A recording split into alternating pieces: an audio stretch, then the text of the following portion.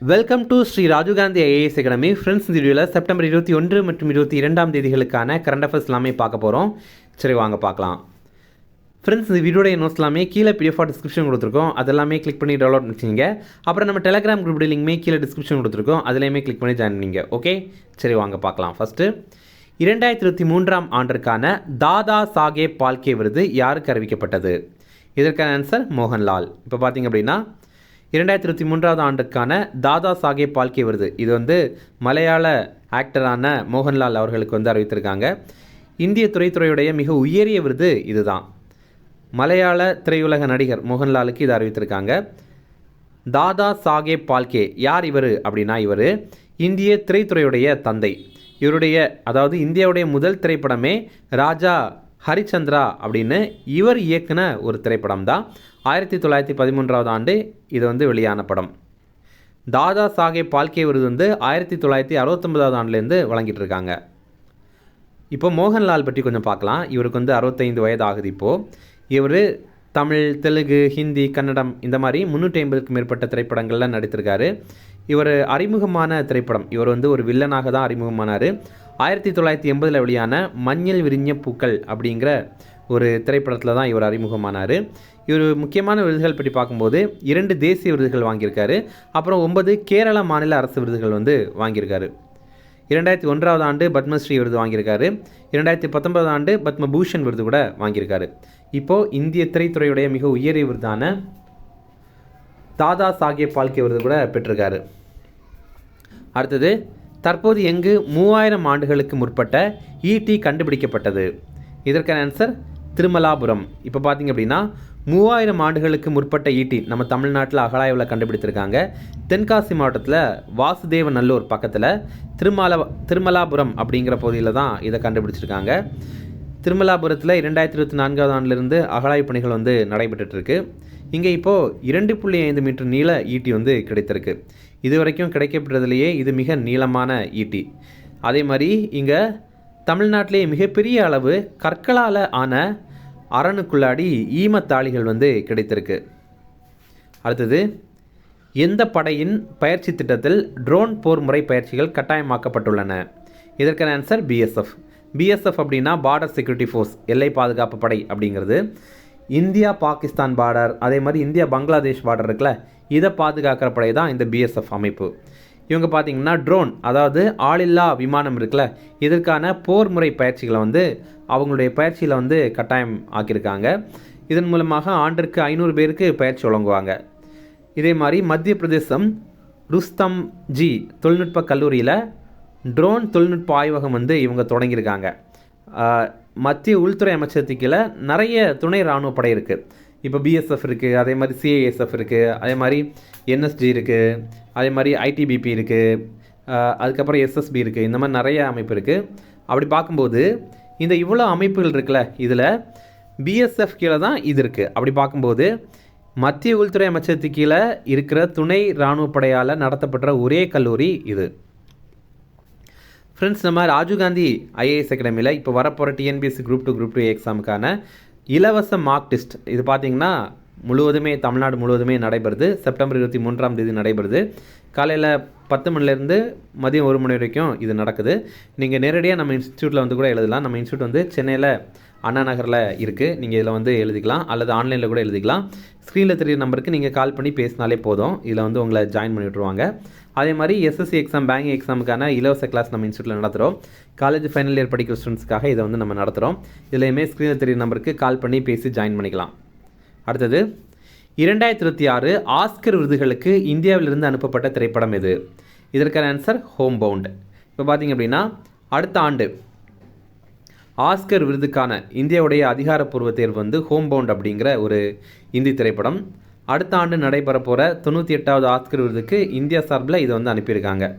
Home bound ஒரு இந்தி திரைப்படம். இதோடைய இயக்குனர் யார் அப்படின்னா நீரஜ் கைவான் அப்படிங்கிறவர் தான். அடுத்தது, அமெரிக்காவின் H1B விசா கட்டணம் எவ்வளவாக உயர்த்தப்படுகிறது?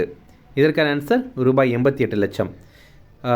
H1B விசா இதை பற்றி கொஞ்சம் டீட்டெயிலாக பார்க்கலாம்.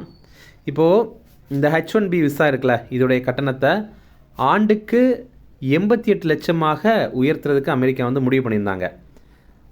இது வந்து டாலரில் பார்க்கும்போது $1,00,000 அந்த மாதிரி இருக்குது. இது என்ன H1B விசா அப்படின்னா, இப்போது அமெரிக்காவிலலாம் நிறைய ஐடி நிறுவனங்கள் இருக்குல்ல, அங்கே வந்து ரொம்ப அதிகமான சேலரியில் வந்து ஒரு ஆளை வேலைக்கு அமர்த்துறாங்க அப்படின்னா அவங்களுக்கு H1B விசா வேணும்.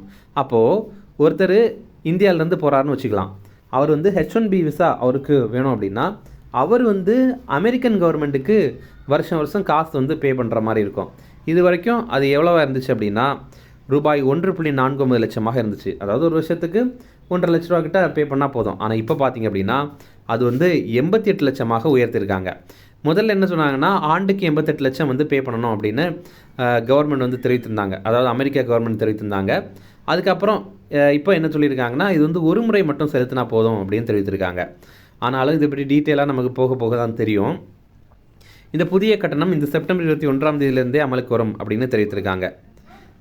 அதே மாதிரி இது வந்து அமெரிக்காவில் பணியாற்ற வர இந்தியர்களுக்கு பெரும் பாதிப்பு ஏற்படுத்தும் அப்படின்னு தெரிய வருது. ஏன்னா இப்போது நம்ம தமிழ்நாட்டில் அல்லது இந்தியாவிலலாம் ஒருத்தர் 50,000 1,00,000 சம்பாதிக்கிறாங்க அப்படின்னா அது ரொம்ப பெரிய விஷயம். ஆனால் அமெரிக்காவில் பார்த்திங்கன்னா ஒருத்தர் வந்து ஒரு மாத சேலரியே 2.5 லட்சம் 3 லட்சம் அந்த மாதிரிலாம் இருக்கும்.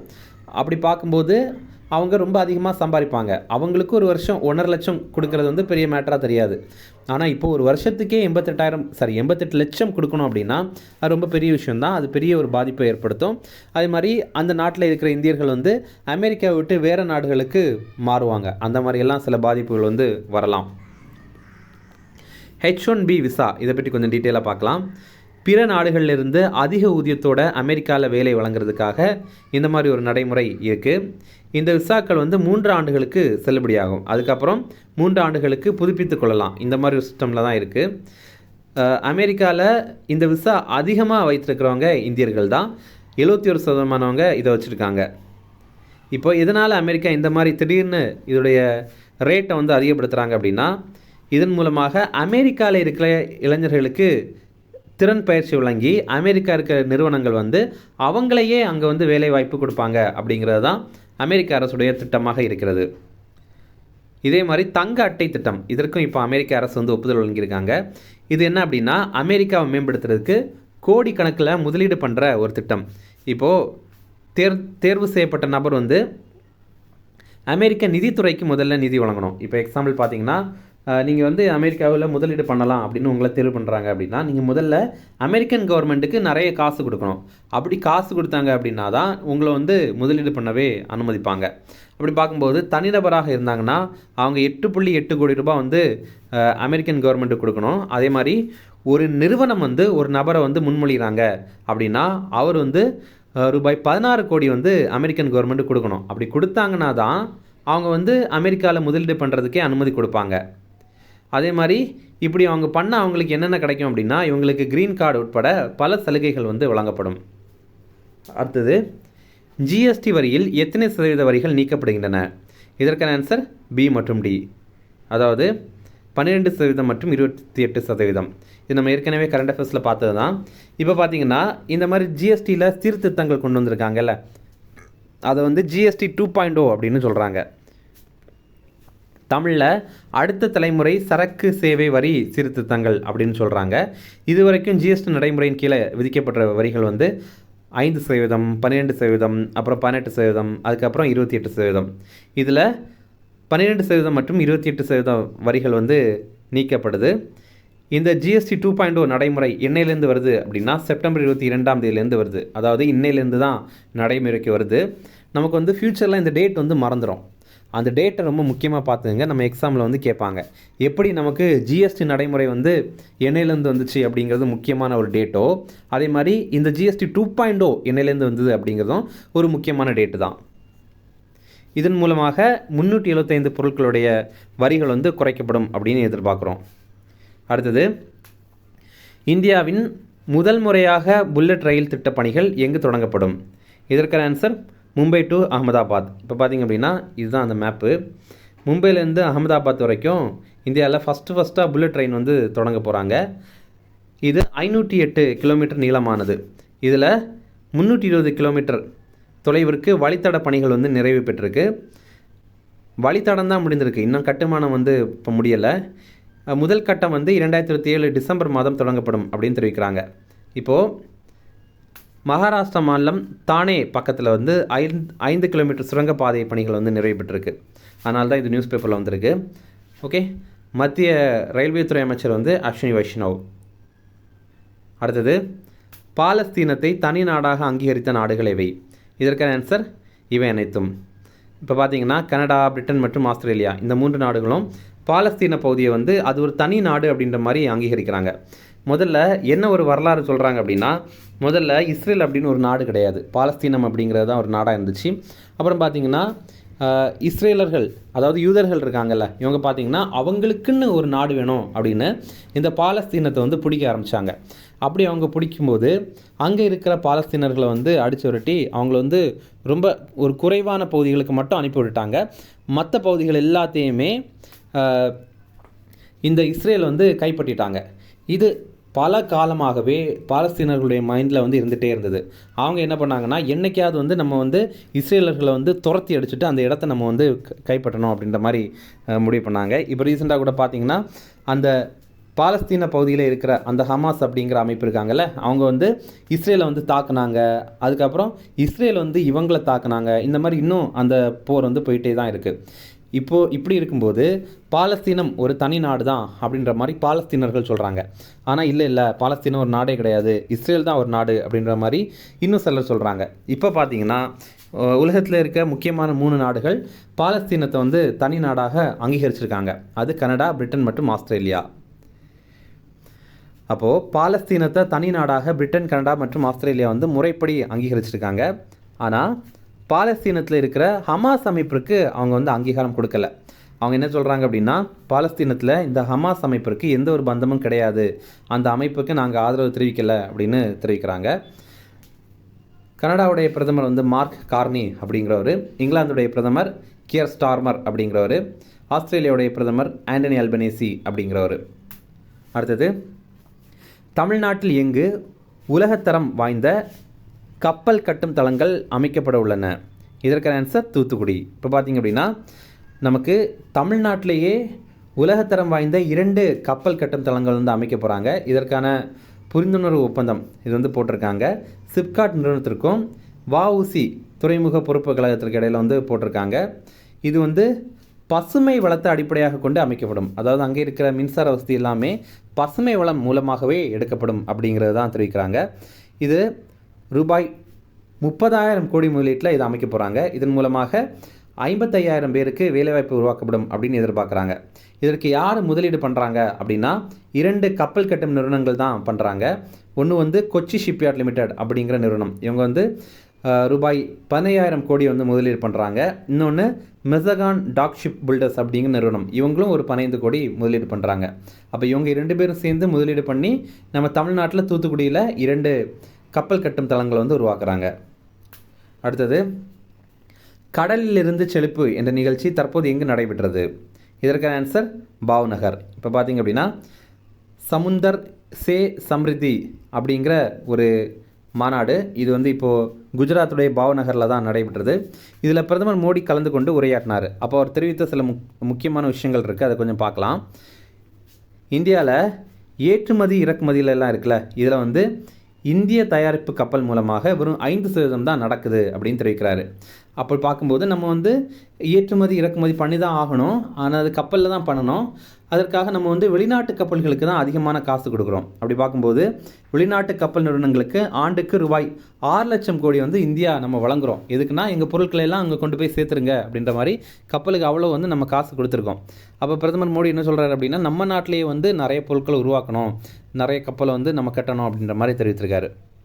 அடுத்தது, குர்மி ஆதிவாசி சமூகத்தினர் எந்த மாநிலத்தை சார்ந்தவர்கள்? இதற்கான ஆன்சர் ஜார்க்கண்ட். இப்போ பார்த்திங்க அப்படின்னா ஜார்க்கண்டில் இந்த குர்மி ஆதிவாசி சமூகத்தினர் வந்து போராட்டம் நடத்துகிறாங்க. எதனால் அப்படின்னா அவங்களுக்கு சில கோரிக்கைகள் இருக்குது. என்ன அப்படின்னா அவங்களுக்கு எஸ்டி அங்கீகாரம் வேணுமா, பழங்குடியின அந்தஸ்து வந்து வேணும் அப்படின்னு கேட்குறாங்க. அதே மாதிரி 8வது அட்டவணையில் அவங்களுடைய குர்மாலி மொழியை வந்து சேர்க்கணும் அப்படின்னு தெரிவிக்கிறாங்க.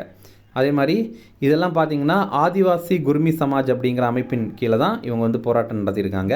இவங்க வந்து ரயில் மறியல் போராட்டத்தில் தான் ஈடுபட்டிருக்காங்க. அதாவது அந்த ரயில்வே ஸ்டேஷனில் போய் இடையில நிற்கிறாங்க. அதனால் வந்து போக்குவரத்து பயங்கரமாகவே பாதிக்கப்பட்டிருக்கு. அடுத்தது சில ஷார்ட் நியூஸ் டிஃபரன்ஸ் அதையுமே பார்க்கலாம்.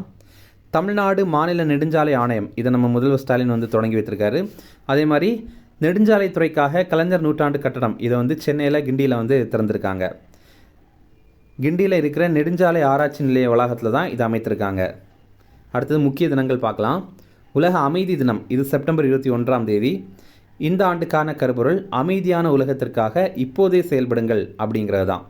Act now for a peaceful world அப்படிங்கிறது தான். அடுத்தது உலக அல்சைமர் தினம், இதுவுமே செப்டம்பர் 21ஆம் தேதி. இது வந்து ஞாபக மறதி நோய். இந்த ஆண்டுக்கான கருப்பொருள் என்ன அப்படின்னா டிமென்ஷியா பற்றி கேளுங்கள் அப்படிங்கிறது. இப்போ டிமென்ஷியா அப்படிங்கிறதும் ஒரு ஞாபக மறதி நோய் தான். அதை பற்றி நம்ம நிறைய கேட்டு தெரிஞ்சுக்கணும் அப்படிங்கிறது தான் தெரிவிக்கிறாங்க. அடுத்தது உலக ரோஜா தினம், இது செப்டம்பர் 22ஆம் தேதி. வேர்ல்டு ரோஸ் டே, இது புற்றுநோயாளிகளுக்கு நம்பிக்கை ஊட்டுற தினம். இப்போ உங்களுக்கான கேள்வி என்ன அப்படின்னா உலக கேன்சர் தினம், உலக புற்றுநோய் தினம் என்னைக்கு அப்படிங்கிறது உங்களுக்கு தெரியும்னா கமெண்ட்ஸில் சொல்லுங்கள். இது வேறு அது வேறு, ஓகேவா? உலக ரோஜா தினம் இது என்ன அப்படின்னா கனடாவில் மெலிண்டா ரோஸ் அப்படிங்கிற ஒருத்தங்க இருந்தாங்க. அவங்களுக்கு வந்து இந்த கேன்சர் நோயினால் அவங்க வந்து பாதிக்கப்பட்டிருந்தாங்க. அவங்களுடைய இறப்பை நினைவு கூற விதமாக தான் இந்த தினத்தை வந்து கடைபிடிக்கிறாங்க. அடுத்தது உலக காண்டாமிருக தினம், இது வந்து செப்டம்பர் 22ஆம் தேதி. 5 காண்டாமிருகம் வகைகள் இருக்குது. கருப்பு காண்டாமிருகம், அப்புறம் வெள்ளை காண்டாமிருகம், பெரிய ஒற்றை கொம்பு காண்டாமிருகம், அப்புறம் சுமத்ரன் காண்டாமிருகம், அப்புறம் ஜாவா காண்டாமிருகம். இதில் நம்ம பிக்சர்ஸ் கொடுத்துருக்கோம், இல்லை பாருங்கள், உங்களுக்கு புரியும். இந்தியாவில் ஒற்றை கொம்பு காண்டாமிருகம் அதிகமாக காணப்படுற இடம் எது அப்படின்னா அஸ்ஸாமில் இருக்கிற காசிரங்கா தேசிய பூங்கா. இது நிறைய முறை எக்ஸாமில் கேட்டிருக்காங்க. இனி ரிவிஷன் பார்க்கலாம். 2023ஆம் ஆண்டிற்கான தாதா சாஹேப் பால்கே விருது யாருக்கு அறிவிக்கப்பட்டது? இதற்கான ஆன்சர் மோகன்லால். அடுத்தது தற்போது எங்கு 3000 ஆண்டுகளுக்கு முற்பட்ட ஈட்டி கண்டுபிடிக்கப்பட்டது? இதற்கான ஆன்சர் திருமலாபுரம். அடுத்தது எந்த படையின் பயிற்சி திட்டத்தில் ட்ரோன் போர்முறை பயிற்சிகள் கட்டாயமாக்கப்பட்டுள்ளன? இதற்கான ஆன்சர் BSF. அடுத்தது 2026 ஆஸ்கர் விருதுகளுக்கு இந்தியாவிலிருந்து அனுப்பப்பட்ட திரைப்படம் எது? இதற்கான ஆன்சர் ஹோம் பவுண்ட். அடுத்தது அமெரிக்காவின் H1B விசா கட்டணம் எவ்வளவாக உயர்த்தப்படுகிறது? இதற்கான ஆன்சர் ரூபாய் 88 லட்சம். அடுத்தது GST வரியில் எத்தனை சதவீத வரிகள் நீக்கப்படுகின்றன? இதற்கான ஆன்சர் B மற்றும் D, அதாவது 12% மற்றும் 28%. அடுத்தது இந்தியாவில் முதல் முறையாக புல்லட் ரயில் திட்டப் பணிகள் எங்கு தொடங்கப்படும்? இதற்கான ஆன்சர் மும்பை டு அகமதாபாத். அடுத்தது பாலஸ்தீனத்தை தனி நாடாக அங்கீகரித்த நாடுகள் எவை? இதற்கான ஆன்சர் இவை அனைத்தும். அடுத்தது தமிழ்நாட்டில் எங்கு உலகத்தரம் வாய்ந்த கப்பல் கட்டும் தளங்கள் அமைக்கப்பட உள்ளன? இதற்கான ஆன்சர் தூத்துக்குடி. அடுத்தது கடலிலிருந்து செழிப்பு என்ற நிகழ்ச்சி தற்போது எங்கு நடைபெற்றது? இதற்கான ஆன்சர் பாவ்நகர். அடுத்தது குர்மி ஆதிவாசி சமூகத்தினர் எந்த மாநிலத்தை சார்ந்தவர்கள்? இதற்கான ஆன்சர் ஜார்க்கண்ட். அவ்வளோதான் ஃப்ரெண்ட்ஸ். இந்த வீடியோ பிடிச்சினா கண்டிப்பாக லைக் பண்ணுங்கள், நம்மளுடைய சேனலுக்கு சப்ஸ்கிரைப் பண்ணி வச்சுங்க, உங்களுடைய நண்பர்களுமே ஷேர் பண்ணுங்கள். கண்டிப்பாக இது அவங்களுக்கும் பயனுள்ளதாக இருக்கும். Okay, thank you.